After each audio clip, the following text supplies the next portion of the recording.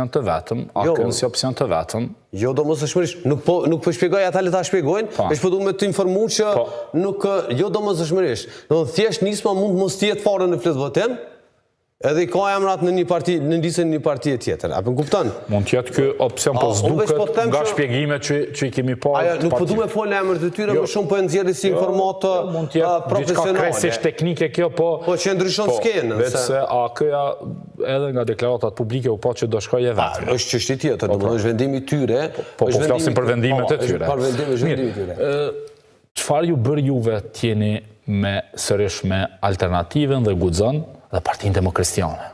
Çfarë lidhje ideologjike keni ju me Partinë Demokristiane? Partije djallët, konservatore, as pak lidhje me socialdemokraci. Raporti me listën Guxon dhe Alternative natyrisht është vazhdimësi e bashkëpunimit që kemi nisur në vitin 2021. Kësaj herën formalisht jemi paraqitur si koalicion natyrisht me emrin Lëvizja Vetëvendosje dhe do të vazhdojmë bashkëpunimin që kemi pasur. Në anën tjetër zgjedhjet dhe lista për kandidatëve natyrisht për deputet në maksimalisht sidomos në vendet ku si Kosova me një zonë zgjedhore dhe me sistem proporcional është shumë e rëndësishme me reflektu të gjitha kategoritë shoqërore, se në fundit lista për kandidatëve dhe kuvendi do të jetë një lloj shoqërie në miniaturë. Dhe kjo është në funksion edhe elektoral. Po, që deformon pikturën ideologjike për caktime, se tash aty nuk jeni një qorbi, aty ku vendos përbërje të secilës, partitë prandaj janë të ndara. Jo, mendoj që lëvizja edhe në aspektin ideologjik, edhe me Alternativen dhe listën Guxon mund të ketë pasur dallime. Mund të ketë pasur, ka pasur shumë dallime ideologjike. Ka pasur, por nuk mendoj që e ka ndiku le të themi boshtin e orientimit tonë socialdemokrat. Mbaj dhe në fund të fundit qeverisja është një lloj a bën t'ja ushtroj një pyetje. Pra nëse keni listën Guxon, një parti e djathtë rrugoviste me orientim të djathtë, qendrës së djathtë. Nëse keni Alternative, një parti liberale e djathtë në ekonomi, dhe tash keni edhe Demokristianët, ju realisht këtë antarët e koalicionit që janë koalicioni vetëvendosje që do t'jetë në listën zgjedhore, i keni të largët nga socialdemokracia. Çfarë ju bën bashkë? Kjo është pyetje. Po, u dëshmu në këtë mandatin që lëm pas, që me gjithë raportin që kemi pasur me Alternativen dhe listën Guxon, dhe me gjithë profilin e tyre le të themi konceptual ideologjik, nëse mund ta quaj, orientimi ynë socialdemokrat në kontekstin le të themi të shoqërisë tonë, të vendit tonë dhe të nevojave të shoqërore nuk është ndikuar. Mbase mund të ishim pak më të majtë nëse do të ishim të vetëm, por nuk e di, domethënë, ky është çështje për ta diskutuar në rrafshin ideologjik. Por thjesht lista është një përpjekje për të reflektuar shoqërinë, gjitha kategoritë shoqërore, por dhe gjitha nevoja, se në fundit edhe qeverisja është për të gjithë, pavarësisht edhe nuk është pure ndarje e pushtetit dhe thjesht nuk u bën telashe, për shembull nisma vetë deklarohet si e majtë. Më shumë do të kishte kuptim nga aspekti ideologjik, të paktën nga vetë cilësimi, se çka e majtë, çka nuk është. Për fat keq Kosovë, këto diskutimet ideologjike e majtë e djathtë apo e qendrës e majtë e qendrës së djathtë, nuk është që përjashtove vendosim, me thonë drejtën, që e ka pas më të etabluar. E ka pas, shumë një për thënë, në të kaluarën, në base po e shumë. E ka pas dhe në këtë historikun, le të themi edhe elektoral fjallës, edhe ka reflektu edhe në politikat qeveritse, dikush mund të thotë, jo në masën që ka qenë, por mund ta kuptojnë sepse në fund të fundit profili ideologjik realisht i vetëvendosjes shumë ndryshon nga e kaluarat sot. Jo, nuk kisha thënë, nuk mendoj në asnjë mënyrë. Pa nëse tri parti me cilat ju keni koalicion janë një keqallap realisht. Jo, raporti me partnerët krijon sinergji të caktuara elektorale. Por një debat tjetër mund të bëhet se sa e ka ndiku ky raport në themi politikë bërje në kuptimin konceptual dhe ideologjik. Le ti marrim vendimet edhe veprimet e qeverisë Kurti 2 në kontekst ose në dritën ideologjike. Po mund edhe të diskutojmë ato, unë goxha besoj kam një ori për këtë pjesë, po tregojmë një modest.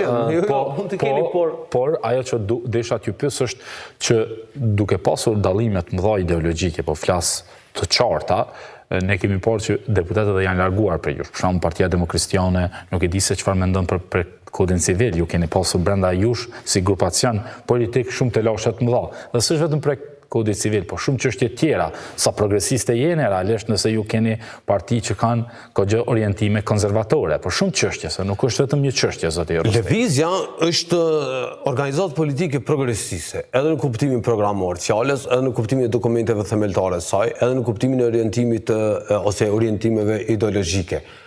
Individët të cilët i bashkohen lëvizjes, qoftë le të themi duke qenë antar të saj e kandidat të saj, qoftë nëpërmjet raportit si partner me subjektivitet të caktuar politik, është çështje tjetër pastaj se sa në çfarë mose janë progresist, sepse të gjitha antarët e vendosjes, jo të gjithë janë në nivelin e njëjtë. Jo, kemi parë, se janë gjithë progresist. Jo, nuk po flas vetëm për përfaqësuesit, për përfaqësimin, jo vetëm për deputetët e ministrat, por dhe antarët e zakonshëm të lëvizjes, aktivistët, jo të gjithë kanë arsyet e njëjta të identifikimit me lëvizje vendosje.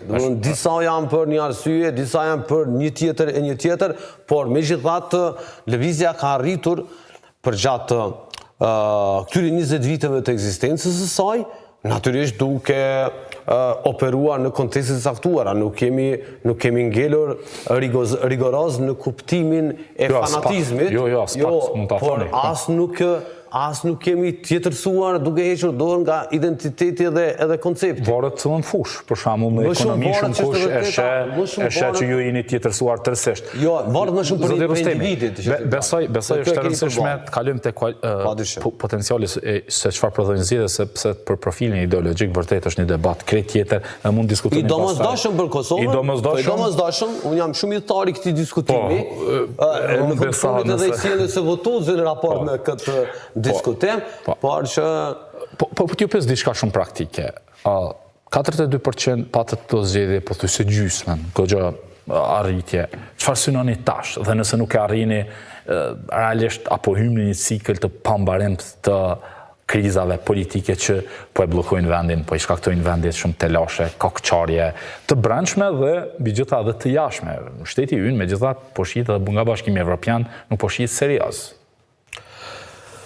Nuk e kam dëgjuar që nuk shihet serioz, por unë kam përshtypjen që raportet interinstitucionale janë serioze, po megjithatë pyetja juaj është legjitime. Ne kemi pasur ose kishim 8 muaj të një pamundësie objektive për të krijuar institucionet për shkak të pozicioneve të caktuara destruktive e bllokuese deri në pikën për thënë lehtazi të refuzimit për bashkëpunim.